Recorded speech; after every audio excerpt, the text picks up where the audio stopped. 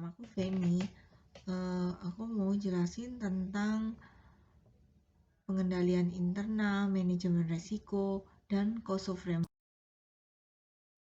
Adalah manajemen resiko.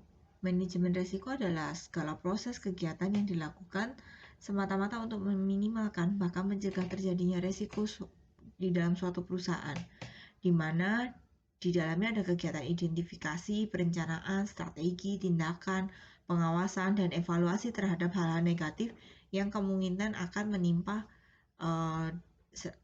dalam suatu perusahaan. Bisa dibilang juga jenis manajemen ini adalah suatu metode untuk mencegah perusahaan mengalami masalah seperti kolaps, kerugian yang besar, gulung tikar, dijauhi klien, dan semacamnya. Jenis manajemen resiko. Manajemen resiko ada 4.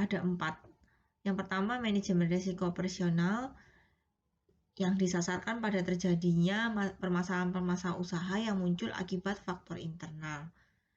Yang kedua, manajemen hazard, yaitu manajemen resiko yang fokusnya pada masalah potensial membuat perusahaan gulung tikar. Biasanya problema usaha yang dideteksi adalah masalah-masalah yang besar dan berbahaya. Yang ketiga, manajemen resiko strategis. Manajemen ini berkaitan dengan pengambilan keputusan. Resiko yang biasanya muncul adalah kondisi tak terduga yang mengurangi kemampuan pelaku bisnis untuk menjalankan strategi yang direncanakan. Yang keempat, manajemen resiko finansial. Sesuai dengan namanya, tentu sudah dipahami kalau manajemen resiko finansial adalah manajemen yang fokusnya pada keuangan perusahaan. Deteksinya diarahkan bagaimana sebisa mungkin agar perusahaan tidak kolaps hanya karena dana, modal, laba, dan sebagainya. Manajemen risiko dalam bisnis. Yang pertama, membantu pembuatan kerangka kerja. Kedua, sebagai peringatan kewaspadaan. Ketiga, meningkatkan kinerja perusahaan. Keempat, sosialisasi manajemen risiko. Yang kelima, mendorong manajemen agar proaktif. Pengendalian internal.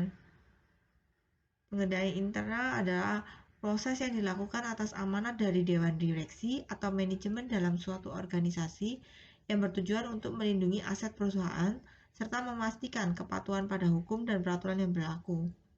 Pengendalian internal yang efektif dapat membantu perusahaan dalam mengarahkan kegiatan operasional perusahaan dan mencegah adanya kecurangan atau penyalahgunaan. Tujuan pengendalian internal. Mencapai tujuan perusahaan yang sebelumnya sudah ditetapkan, menghasilkan laporan keuangan perusahaan yang dapat dipercaya, memastikan kegiatan perusahaan sejalan dengan hukum dan peraturan yang berlaku, mencegah kerugian atau pemborosan pengolahan sumber daya perusahaan, menjaga keuangan perusahaan, mendorong efisiensi dalam kegiatan operasional perusahaan, memastikan dipatuhinya kebijakan atau peraturan yang sudah dibuat oleh manajemen perusahaan. Dan komponen COSO Framework. COSO Framework adalah kepanjangan dari Committee of Sponsoring Organization of the Tradeway Commissions. Sejarahnya, COSO ini ada kaitannya sama FCPA yang dikeluarkan sama SEC dan US Congress di tahun 1977 untuk melawan fraud dan korupsi yang marak di Amerika pada tahun 70-an. Bedanya, kalau FCPA adalah inisiatif dari eksekutif legislatif, nah kalau COSO ini lebih merupakan inisiatif dari sektor swasta. Sektor swasta ini membentuk National Commission on Fraudulent Financial Reporting atau dikenal dengan The Tradeway Commission di tahun 1985. Komisi ini disponsori oleh 5 profesional asosiasi, yaitu AICPA, AAA, FEI, IIA, IMA.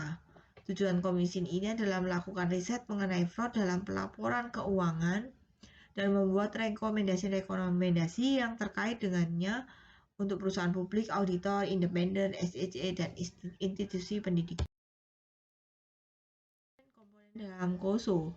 Yang pertama adalah control environment, yaitu tindakan atau kebijakan manajemen yang mencerminkan sikap manajemen puncak secara keseluruhan dalam pengendalian manajemen, yang termasuk dalam control environment adalah integritas dan etika, komitmen terhadap kompetensi, dewan komisaris dan komite audit, filosofi manajemen dan gaya mengelola operasi, struktur organisasi, kebijakan sumber daya manusia, dan prosedurnya. assessment. Ini adalah tindakan manajemen untuk mengidentifikasi, menganalisis resiko-resiko yang relevan dalam penyusunan laporan keuangan dan perusahaan secara umum. Yang termasuk dalam risk assessment adalah tujuan perusahaan secara keseluruhan, tujuan di setiap tingkat proses, identifikasi resiko dan analisisnya, serta mengelola perubahan. Control activities. Control activities adalah tindakan yang diambil manajemen dalam rangka pengendalian internal. Yang termasuk dalam control activities adalah kebijakan dan prosedur, keamanan dalam hal aplikasi dan jaringan, manajemen perubahan aplikasi, kelangsungan bisnis, memakai tenaga kerja outsourcing. Yang keempat, information dan communication adalah tindakan untuk mencatat, memproses, dan melaporkan transaksi yang sesuai untuk menjaga akuntabilitas. Yang termasuk komponen ini adalah kualitas informasi, efektivitas komunikasi. Monitoring.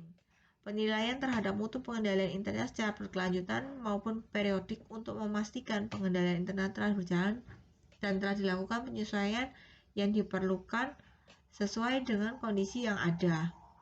Yang termasuk dalam komponen ini adalah pengawasan yang terus berlangsung, evaluasi yang terpisah, melaporkan kekurangan-kekurangan yang terjadi.